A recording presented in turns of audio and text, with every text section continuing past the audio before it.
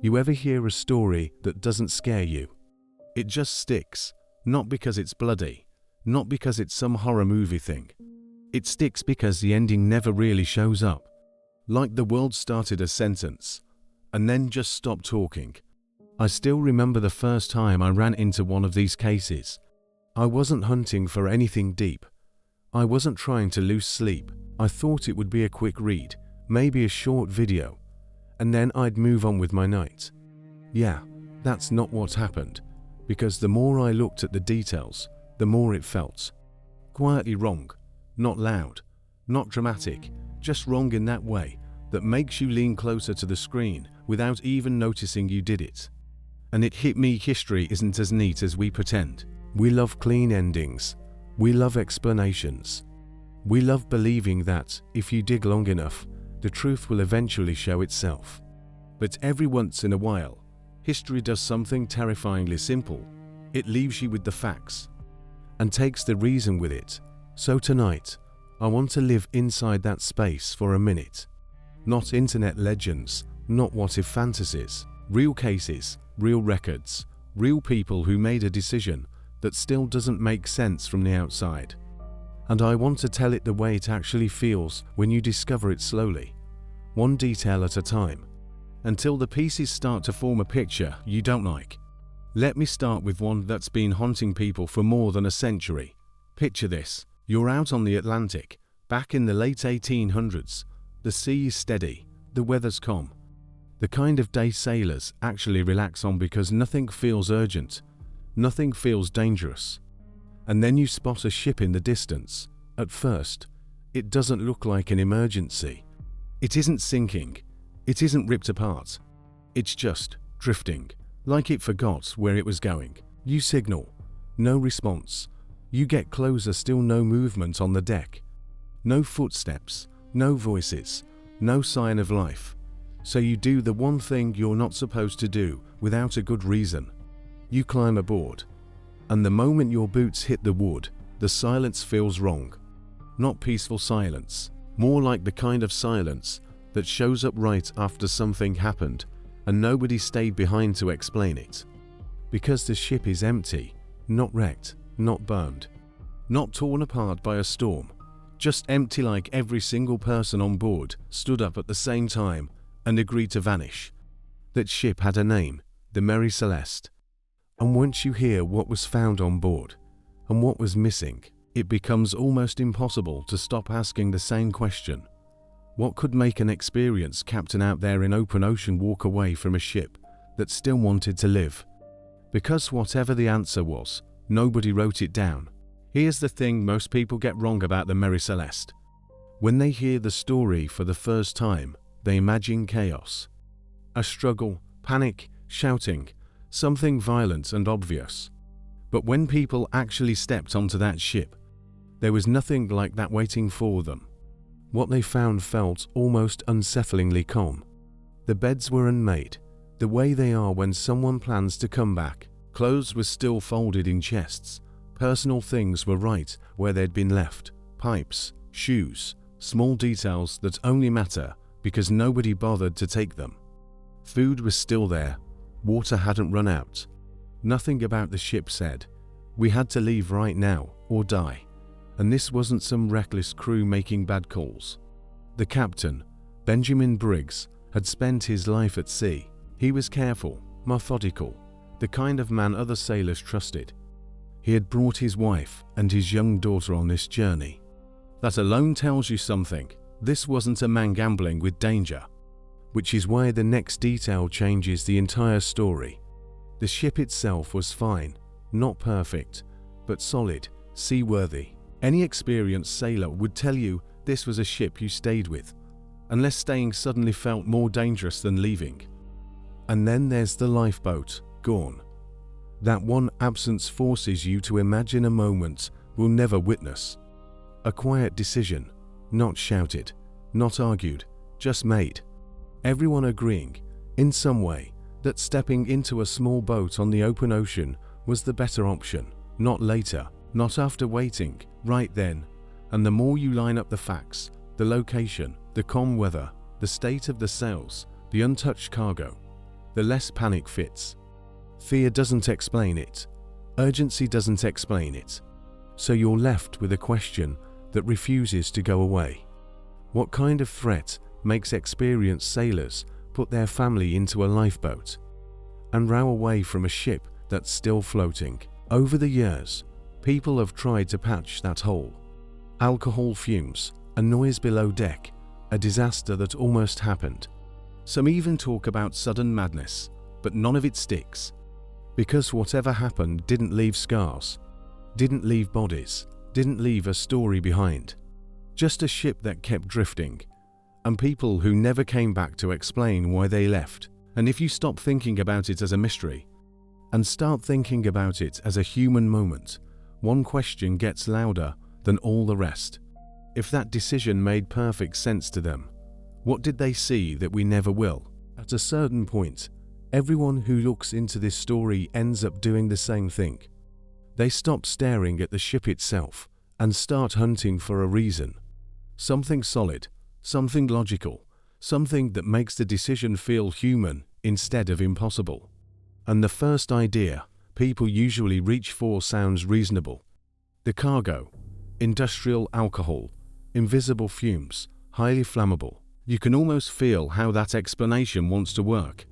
You imagine the smell, maybe a sharp noise from below deck. That sudden thought, if this ignites, we're done. In that version of the story, everything makes sense. You leave the ship temporarily, you get some distance. You wait until it feels safe to come back. Except, that's not what the evidence shows, because if that was the plan, the ship would have been handled differently. The sails wouldn't have been left the way they were. Navigation tools wouldn't have stayed behind. You wouldn't risk drifting farther and farther away from the one place you meant to return to. So that explanation starts to crack. Then people reach for another one. Mutiny. Crew against captain. But that idea barely survives a closer look. Why bring the captain's wife and child? Why leave valuables behind? Why disappear completely, without a single confirmed sighting afterward? That's not how mutiny ends. And then come the darker suggestions, hallucinations, sudden madness. A shared panic that spread faster than reason. But there's a problem with panic. Panic is loud. It's chaotic. It leaves fingerprints everywhere. And the Mary Celeste didn't. Nothing was overturned. Nothing was smashed. Nothing looked rushed or violent or confused. The ship felt composed, as if whatever happened didn't explode into chaos, but unfolded quietly, almost calmly. And that's what separates this case from so many others. There's no clear villain here. No storm to blame. No obvious mistake to point at. Just a decision that made complete sense to the people standing on that deck, and almost no sense to anyone who came after them. When you see it that way, the mystery stops being about the ocean. It stops being about ships, or cargo, or weather. It becomes about a single moment. That exact second when an experienced captain looked at his crew, looked at his family, looked at his ship, and decided that staying was more dangerous than leaving. Whatever he believed in that instant, he believed it enough to walk away from everything. And the most unsettling part of all, we'll never know what that belief was. What makes this even stranger is that the Mary Celeste doesn't feel like a one-off. If you sit with it long enough, a quiet pattern starts to emerge, not identical stories, not copy-paste events, just moments that feel uncomfortably familiar, situations where people make a choice that looks completely irrational from the outside, but somehow final, as if, in that instant, they were responding to something we never got to see. And that's when you start questioning the focus of the mystery. Maybe it isn't the ship, maybe it isn't the ocean, maybe it isn't even the disappearance itself. Maybe the real mystery lives in the moment, right before everything goes quiet. Because think about how most disasters behave. They leave noise behind, reports, testimonies, wreckage, even chaos leaves marks you can follow. But stories like this don't. They end cleanly, abruptly, like a sentence that stops halfway through a word. And once you notice that, the question changes. It's no longer, what happened?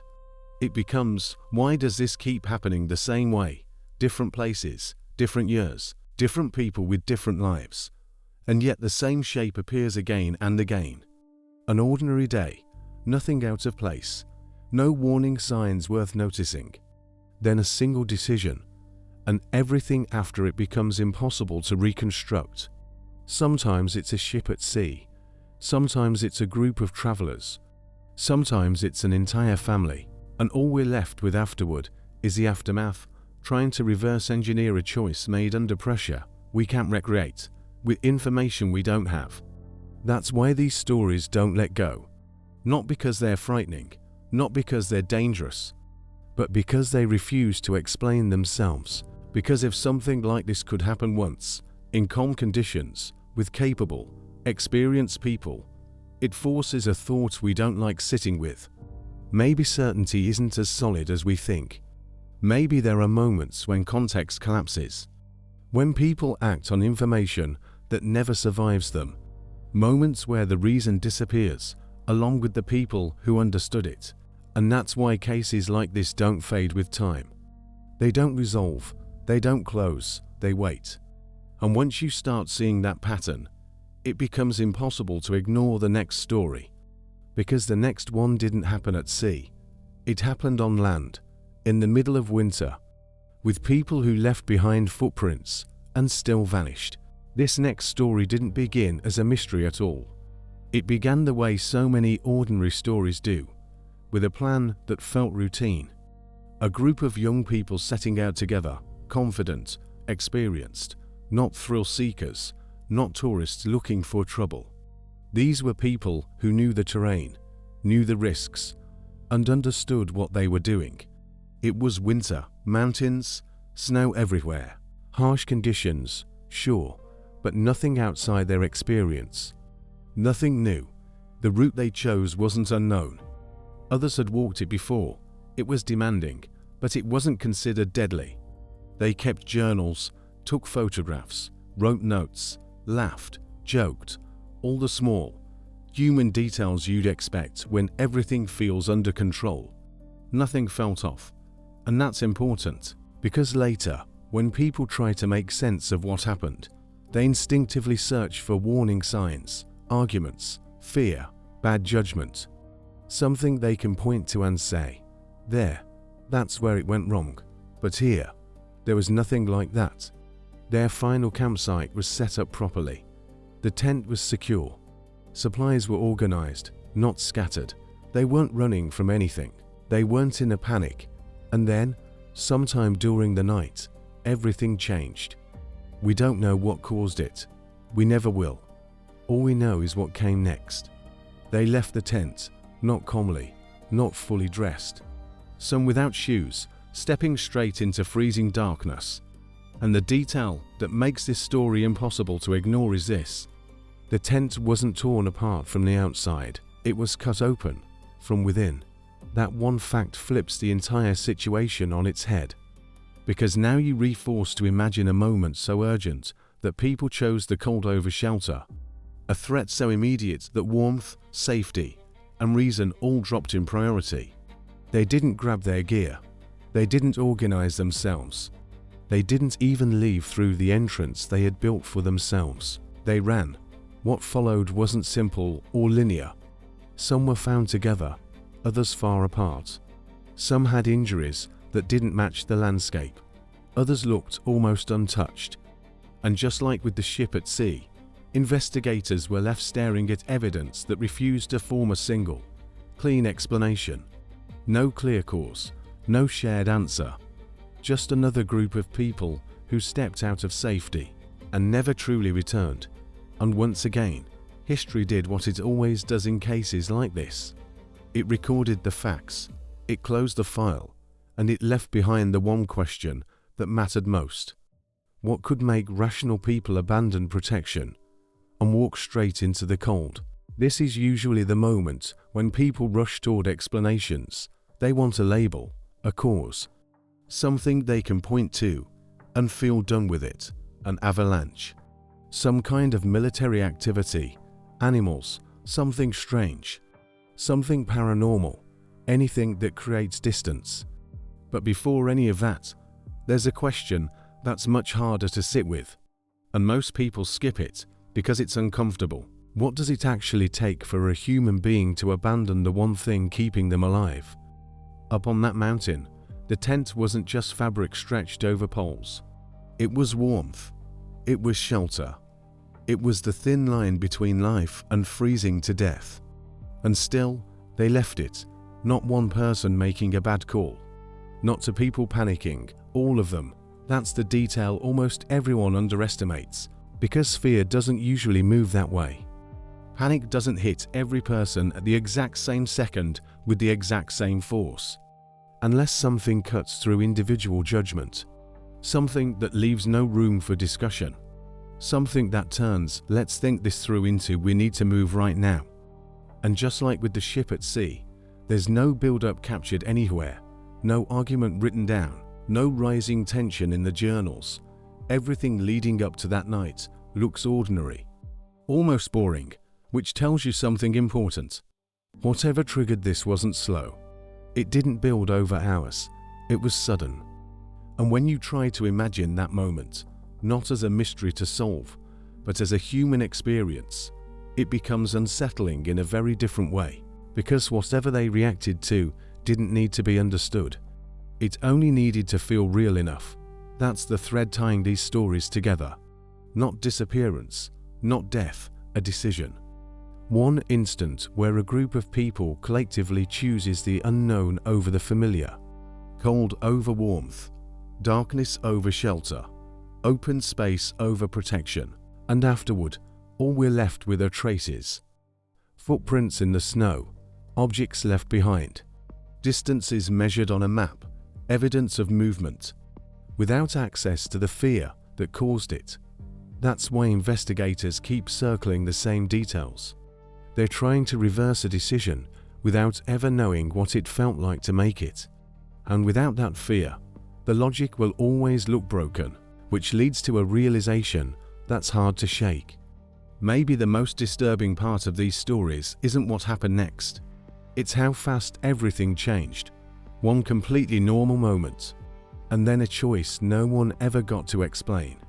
And if this pattern feels familiar now, it's because we're not finished yet. You know what's really interesting about stories like these? People don't obsess over them because they're complicated. They obsess over them because they're almost painfully simple. A ship, a tent, shelter, and then a decision that cuts straight across every instinct we think we understand. That's the part that gets under the skin, because deep down, most of us believe something about ourselves. We believe that in a real emergency, we'd recognize danger, that we'd stay calm, that we'd act logically, that survival would kick in and guide us. These stories quietly challenge that belief. They suggest there are moments where logic doesn't get a vote, where the information is incomplete, where fear arrives faster than understanding ever could. And that's unsettling. It means the line between safety and disaster isn't always drawn by storms or explosions or obvious threats. Sometimes you can't see it at all. Sometimes it's internal. Sometimes it exists for only a few seconds, and then it's gone. That's why none of the theories ever feel satisfying. Because theories try to replace that missing moment with something solid, something you can explain, something you can point to and say, that's it. But what's missing isn't an object, and it isn't an event. It's perspective. We weren't there. We didn't feel what they felt. We didn't stand on that deck or inside that tent at the exact second when staying suddenly felt more dangerous than leaving. And without that perspective, all we can do is guess. That's also why these cases never really close. You can label them. You can archive them.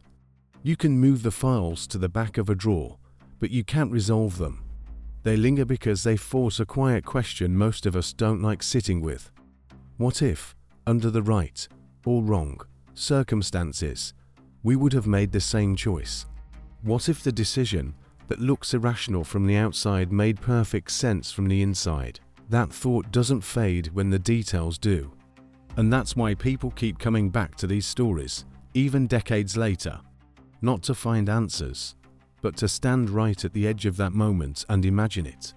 Because somewhere between certainty and chaos, there's a gap. And once you notice that gap, you can't stop seeing it. What stays with me isn't the ship, and it isn't the mountain. It's the moment before.